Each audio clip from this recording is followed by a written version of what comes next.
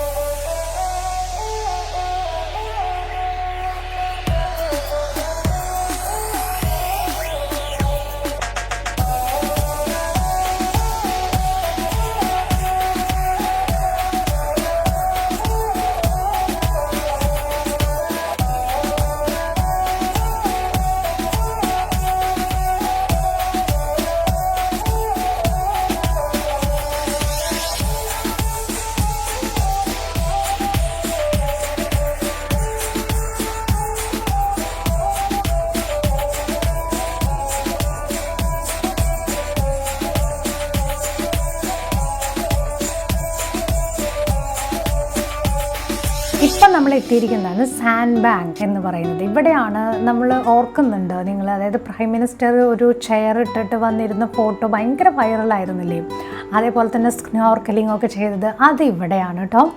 ശരിക്കും പറഞ്ഞാൽ ഇവിടുത്തെ മണ്ണ് നോക്ക്, ഇവിടുത്തെ ആ ഒരു കടൽ, നമ്മളുടെ ടീം ഇവിടെ എത്തി ഇറങ്ങി നിങ്ങൾ ഇനി കുറച്ചു നേരം പോയിട്ട് എൻജോയ് ചെയ്തോ എന്ന് പറഞ്ഞതേ ഓർമ്മയുള്ളൂ. ഒക്കെ കടലിലെത്തി. അവിടെ ഇങ്ങനെ വല്ലാണ്ട് ആഴത്തിലേക്കൊന്നും പോകാൻ പറ്റില്ല. അപ്പോഴേക്കും നമ്മുടെ ബോട്ടിലുള്ള ആളുകൾ നോക്കി വിസിലടിക്കും. അപ്പോൾ എല്ലാവരും എൻജോയ് ചെയ്യാൻ പോയിരിക്കുകയാണ്. ഞാൻ ഈ ബോട്ടിൽ ഇരുന്നിട്ടാണ് ഈ വിഷ്വൽ എടുക്കുന്നത് കേട്ടോ. കാരണം എന്ത് വെയിൽ എന്ന് പറയാനാവില്ല, അത്രയും വെയിലുണ്ട്, ചൂടുമുണ്ട്. ഞാൻ മുൻപ് വന്ന് എൻജോയ് ചെയ്തത് കൊണ്ടാണ് എനിക്ക് അത്ര വലിയൊരു ആവേശം തോന്നാത്തത്. പക്ഷെ നമ്മുടെ കൂടെ വന്നിട്ടുള്ളവർ ഫസ്റ്റ് ടൈമാണ്, വെയിലുണ്ട് എന്ന് പറഞ്ഞ് ഇറങ്ങാണ്ടിരിക്കാൻ പറ്റില്ലല്ലോ, അതൊരിക്കലും ചെയ്യാൻ പറ്റില്ല. അപ്പോൾ സ്വാഭാവികമായിട്ടും അവരെല്ലാം നല്ല രീതിയിൽ തന്നെ എൻജോയ് ചെയ്തു. ഭക്ഷണത്തിന് സമയമായപ്പോൾ അതേ നല്ല കുട്ടികളായിട്ട് ഓടി വരുന്നത് കണ്ടോ. നമ്മുടെ കപ്പിത്താൻ തന്നെയാണ് എല്ലാവരെയും വിളിച്ചത്. കാരണം നമുക്ക് ഇവിടെ മാത്രമല്ല, ഇവിടുന്ന് ഭക്ഷണം കഴിക്കണം, അതേപോലെ തന്നെ സ്നോർക്കലിംഗ് ചെയ്യണം, വേറൊരു ദ്വീപിലും കൂടെ പോകണം. അത്തരം കാര്യങ്ങളെല്ലാം കഴിഞ്ഞിട്ട് വേണം നമ്മൾ ഈ 1.5 മണിക്കൂർ വീണ്ടും ട്രാവൽ ചെയ്ത് നമ്മളുടെ അഗത്തി ദ്വീപിലേക്ക് നമുക്ക് പോകാനായിട്ട്. അപ്പോൾ പിന്നെ ഒരുപാട് സമയം ഇവിടെ സ്പെൻഡ് ചെയ്യാനില്ല. നമ്മളിവിടെ വന്നപ്പോഴത്തേക്ക് ബിരിയാണിയാണ് നമ്മൾ വരുമ്പോൾ തന്നെ കൊണ്ടുവന്നത്. അപ്പം അതെല്ലാം സെർവ് ചെയ്ത് ഭക്ഷണം കഴിച്ച് കുറച്ച് നേരം റെസ്റ്റ് എടുത്തിട്ട് വീണ്ടും എല്ലാവരും വെള്ളത്തിലേക്ക് ഇറങ്ങാൻ പോവാണ്. എന്തിനാന്ന് ചോദിച്ചു കഴിഞ്ഞാൽ സ്നോർക്കലിംഗ് എന്ന് പറയുന്ന ആക്ടിവിറ്റി ചെയ്യാനായിട്ട്. അതെന്താണെന്ന് ചോദിച്ചു കഴിഞ്ഞാൽ നമുക്ക് മുഖത്തൊരു സംഭവം വെക്കും, വെച്ച് അതിൻ്റെ ഉള്ളിലൂടെ നമ്മൾ കടലിൻ്റെ ഉള്ളിലേക്ക്, അതായത് ഇപ്പം ഈ ഇറങ്ങിയിട്ടുള്ള ഈ സ്പോട്ടിൽ താഴേക്ക് നോക്കിക്കഴിഞ്ഞാൽ നമ്മളിപ്പോൾ ഈ പുറത്തുനിന്ന് കാണുമ്പോൾ ഉള്ളിൽ എത്രത്തോളം മീനുകളുണ്ട് എന്നുള്ളതൊന്നും നമുക്കറിയാൻ പറ്റില്ല. പക്ഷെ അത് വെച്ച് നമ്മൾ വെള്ളത്തിൻ്റെ ഉള്ളിലേക്ക് നോക്കുമ്പോൾ അത്രയും ബ്യൂട്ടിഫുൾ ആയിട്ടുള്ള ഇവിടുത്തെ ഫിഷുകൾ ഏതൊക്കെയാണ്, എന്തൊക്കെയാണ് വെറൈറ്റി, എത്ര ടൈപ്പ് ഒന്നും നമുക്ക് പറയാൻ പറ്റില്ല, അത്രയും അധികമുണ്ട്. അപ്പം നമ്മൾ കണ്ടോ ബിരിയാണി ഇട്ട് കൊടുത്തതാണ്. എന്ത് വലുതായിട്ടാണ് വന്നത്, പല കളറിലുള്ളതും വന്നിട്ടുണ്ടായിരുന്നു. ഞാൻ ഒത്തിരി വീഡിയോ ഒന്നും എടുത്തിട്ടുണ്ടായിരുന്നില്ല. അപ്പോൾ അവർ കണ്ടതിൻ്റെ വിഷ്വലും എൻ്റെ കയ്യിലില്ല കേട്ടോ, കാരണം നമുക്ക് അങ്ങനത്തെ ക്യാമറ ഇല്ലല്ലോ. അപ്പോൾ ഇതാണ് നമ്മുടെ മുഖത്ത് വയ്ക്കുന്ന സാധനം. നമ്മുടെ കൂടെയുള്ള എല്ലാവരും ഈ ആക്ടിവിറ്റി ചെയ്തു എന്നുള്ളതാണ് ഏറ്റവും വലിയ സന്തോഷം. ഇതൊക്കെ നമ്മളുടെ പാക്കേജിനകത്ത് ഇൻക്ലൂഡ് ചെയ്തിട്ടുള്ളതായിരുന്നു. അപ്പോൾ എല്ലാവരും എൻജോയ് ചെയ്തു. ഇത് നമ്മുടെ കൂടെ വന്ന വേറൊരു ഫാമിലിയിലെ ഒരു കുഞ്ഞു കൊച്ചാണ്. ഈ വാവിക്ക് ഭയങ്കര ആഗ്രഹമായിരുന്നു ഇത് ചെയ്യണം എന്ന്. അപ്പോൾ അവർ തന്നെ കുട്ടീനെ എടുത്ത് ആ മോളെ കാണിക്കുകയാണ്. അപ്പോൾ നമ്മുടെ ഈ കൂടെ ഉള്ള എല്ലാവരെയും കുറിച്ചും പ്രത്യേകം അത് എടുത്തു പറയണം. കാരണം നമ്മുടെ കൂടെ ഉള്ളവർക്കൊക്കെ കുറച്ച് പേർക്കൊക്കെ നല്ല പേടിയുണ്ടായിരുന്നു. പക്ഷെ അവർ നല്ല സപ്പോർട്ടീവായിട്ട് എല്ലാം അത് കണ്ട് തന്നെ അവരെ ടേക്ക് കെയർ ചെയ്ത് നന്നായിട്ട് നോക്കുന്നുണ്ടായിരുന്നു. അപ്പോൾ അത് സ്പെഷ്യലി ഈ ലക്ഷദ്വീപുകാരുടെ ഒരു സ്നേഹം, കെയർ അതൊന്നും പറയാണ്ടിരിക്കാനാവില്ല. അത്രയും സപ്പോർട്ടീവായിരുന്നു എല്ലാവരും. ഇപ്പം നമ്മൾ തിന്നക്കര എന്ന് പറയുന്ന ദ്വീപിലേക്കാണ് ഇപ്പം നമ്മൾ പോകുന്നത്. ഇപ്പോൾ ഇവിടെ ബോട്ട് നിർത്തി ഇവിടുന്ന് ഇറങ്ങി നമ്മൾ ഒരു തിന്നക്കര എന്ന് പറയുന്നത് ആൾതാമസമുള്ള ഒരു ദ്വീപാണ്. പക്ഷേ വളരെ കുറച്ച് ആളുകളേ ഉള്ളൂ. പക്ഷേ ഇവിടെ ഇതുവരെ കാണാത്തൊരു തരം പരിപാടികൾ ഇവിടെ നടക്കുന്നുണ്ട്. ഇവിടെ ഏതോ ഒരു പുതിയ പുറത്തുനിന്നുള്ളൊരു ഏജൻസി വന്ന് ഇവിടെ കുറേ റിസോർട്ട് സംവിധാനങ്ങളൊക്കെ ചെയ്യുക, അതിൻ്റെ പണിപ്പുരയിലാണ് കേട്ടോ. അപ്പം മെറ്റീരിയൽസും അതുപോലെ തന്നെ പണി സാധനങ്ങളും ഒക്കെ ആയിട്ട് ഇവിടെ ഇങ്ങനെ എല്ലാം ഇതുവരെ നമ്മൾ കാണാത്തൊരു സീനാണ് ഇങ്ങനെ. അപ്പം ഇവിടുത്തെ ആ ഒരു നാച്ചുറൽ ബ്യൂട്ടി എത്രത്തോളം ഉണ്ടാവും, വളരെ കസ്റ്റമൈസ് ചെയ്ത് ഒരു ടൂറിസം ഡെവലപ്പ് ചെയ്യാനായിരിക്കും ഇങ്ങനെയൊക്കെ ചെയ്യുന്നുണ്ടാവുക. പക്ഷെ എന്നാലും എനിക്ക് എന്തോ ഇവരുടെ സ്ഥലത്ത് കയ്യേറി ചെയ്യുന്ന പോലത്തെ ഒരു ഫീല്. കാരണം ഇത്രയും അകത്തിയിൽ നിന്ന് ഇത്രയും ദൂരം നമ്മൾ ട്രാവൽ ചെയ്ത് ഇവിടെ വന്നു കഴിഞ്ഞാൽ ഈ ബീച്ചല്ലാതെ ഇവിടെ വേറെ ഒന്നുമില്ല. അപ്പോൾ അതുകൊണ്ട് തന്നെ ഇത് എത്രത്തോളം ഇവിടെ സക്സസ് ആവും എന്നുള്ളതൊന്നും നമുക്ക് പറയാൻ പറ്റില്ല. ഇത് ശരിക്കും പറഞ്ഞു കഴിഞ്ഞാൽ നമ്മളിപ്പം പണ്ടതല്ല ഇപ്പോഴും കുട്ടികളൊക്കെ ചിത്രത്തിൽ വരയ്ക്കുമ്പം ഒരു തെങ്ങും അതേപോലെ തന്നെ ഒരു നീല കളറും നമ്മുടെ മനസ്സിലുള്ള ഫ്രെയിമാണ്. ശരിക്കും അതുപോലെ തന്നെയാണ് കേട്ടോ ഇവിടെ വരുമ്പോൾ ഫീൽ ചെയ്യാം. എന്തൊരു ഭംഗിയാണ്. ഞാൻ കഴിഞ്ഞ തവണ വന്ന സമയത്ത് വന്ന ഒരു തെങ്ങുമ്മ ഒരു ഊഞ്ഞാലിട്ടുണ്ടായിരുന്നു. ആ തെങ്ങ് തന്നെ കടപുഴകി പോയി എന്നാണ് ഇവർ പറഞ്ഞത്. പക്ഷെ വേറെ തെങ്ങിലും ഒരു ഊഞ്ഞാലിട്ടിട്ടുണ്ട്. അതെ, ഇതല്ലേ വീട്? അപ്പൊ ഇവിടെ എത്ര വീടുകളുണ്ട് മൊത്തം? ഇവിടെ ടോട്ടൽ 5 ഫാമിലി ഉണ്ട്. 5 ഫാമിലി. അപ്പൊ നിങ്ങൾക്ക് ശരിക്കും അകത്തിന്ന് ഇങ്ങോട്ട് ഒത്തിരി ദൂരം ഇല്ലേ? ഇല്ല, ഒരു 3/4 മണിക്കൂറല്ലേ ഉള്ളൂ ബോട്ടിലാണെങ്കിൽ.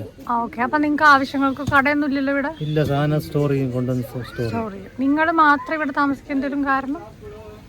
ഞങ്ങൾ മാത്രമല്ലല്ലോ, വേറെ ആൾക്കാർ 5 ഫാമിലി അല്ലേ ഉള്ളൂ. ഇത് നമ്മുടെ സ്വന്തം ലാൻഡ് ആണ്, അതുകൊണ്ടാണ് നമ്മൾ. Okay okay. അപ്പൊ ടൈം നിങ്ങൾ ഇവിടെ തന്നെയാവോ? അല്ല, ഒരു 6 മാസം ഇവിടെ ഉണ്ടാവും. പിന്നെ ഒരു മഴക്കാലമൊക്കെ ആകുമ്പോൾ നമ്മൾ അകത്തിലേക്ക് പോകും. മഴക്കാലം ആകുമ്പോൾ ഇവിടെ വെള്ളം കയറും? വെള്ളം അധികം വെള്ളമൊന്നുമില്ല, കുറച്ച് ഇങ്ങോട്ട് ഇവിടെ ഈ അപ്പം നിങ്ങൾ ഇവിടുന്ന് മാറും. മാറും. നിങ്ങൾക്ക് 2 സ്ഥലത്ത് വീടുണ്ട്. അവിടെയുണ്ട്. നമ്മളിവിടെ ഫ്രീ ആയിട്ട് ഒന്ന് എൻജോയ് ചെയ്യാൻ വേണ്ടി വന്നു. നമ്മൾ എല്ലാ സമയത്തും എല്ലാ വർഷം വരും. ഒരു 6 മാസം ഇവിടെ ഉണ്ടാവും, പിന്നെ 6 മാസം അങ്ങോട്ട് വരും. ഇപ്പൊ ആക്ച്വലി വന്ന് നമ്മൾ ഇവിടെ ലാൻഡ് കുറച്ച് ഇഷ്യൂസും കാര്യങ്ങളൊക്കെ ഉണ്ട്, അതിന് വേണ്ടിയാണ് വന്നത്. ഈ പണിയൊക്കെ ഇവിടെ നടക്കുന്നുണ്ടല്ലോ, ഇവിടെ സ്ട്രൈക്കാണ്. അപ്പുറത്തെ അത് ഇല്ലീഗലായിട്ട് ചെയ്യുന്നവർക്കാണ്. ഇല്ലീഗലാണ്. കണ്ടോ, ഞാൻ നേരത്തെ സൂചിപ്പിച്ചതുപോലെ ഇവിടുത്തുകാർക്കൊന്നും ഇങ്ങനൊരു പ്രോപ്പർട്ടി വരുന്നതിനോട് വലിയ യോജിപ്പില്ല. കാരണം കുറേ ഭാഗങ്ങളൊക്കെ അവർ വാങ്ങിച്ചു ഇവരുടെ സ്ഥലങ്ങളിലൊക്കെ ആയതുകൊണ്ടൊക്കെ ആയിരിക്കാം. എന്തായാലും നമ്മളിപ്പോൾ കുറേ നേരം ഇവിടെ ഇരുന്ന് സമാധാനമായിട്ട്, നല്ല തണുപ്പ്, അങ്ങനെ ചൂടൊന്നും ഫീൽ ചെയ്യുന്നില്ല. പിന്നെ ഈ വീട്ടിൽ നിന്ന് ഒരുപാട് പേര് ഇവിടെ മത്സ്യമൊക്കെ ഉണക്കാനായിട്ടിട്ടുണ്ടായിരുന്നു. അപ്പോൾ അതൊക്കെ പൈസ കൊടുത്ത് മേടിച്ചു. അപ്പോൾ അവർക്കും അതൊരു ഉപകാരം. ഇനി ഇവരെക്കുറിച്ച് ഞാൻ നിങ്ങൾക്കൊന്ന് പരിചയപ്പെടുത്തി തരാം. ഇത് അനു, സന്തോഷ്. ഇവർ 2 പേരും എന്താ പറയുക, അനു വളരെ നല്ലൊരു ക്ലാസിക്കൽ ഡാൻസറാണ്, പെർഫോമറാണ്. അതേപോലെ തന്നെ സന്തോഷ് സാറും ഒരുപാട് കളരി അധ്യാപകൻ കൂടിയാണ്. ഒരുപാട് ട്രെയിനിങ് നടത്തുന്നുണ്ട്, ക്ലാസ്സുകൾ എടുക്കുന്നുണ്ട്. അപ്പം ഇവരോട് ഞാനൊന്ന് റിക്വസ്റ്റ് ചെയ്തതാണ് ഒരു പെർഫോം ചെയ്യുമോ ചെറുതായിട്ട് എന്നുള്ളത്.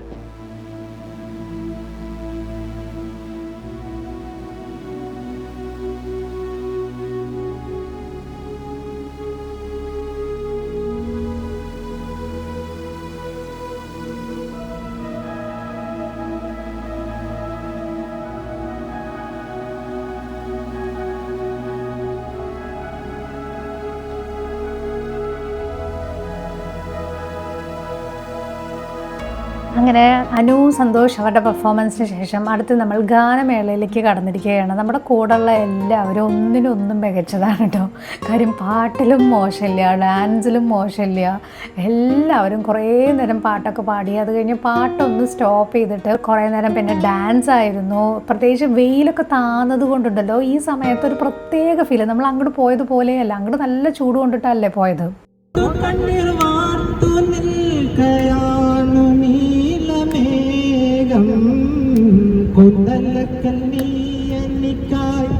കെട്ടിയ നെല്ലിക്ക കണ്ട് ചൂരിൽ വാഴ്ചയില്ലേ നമ്മുടെ മുല്ലാക്ക.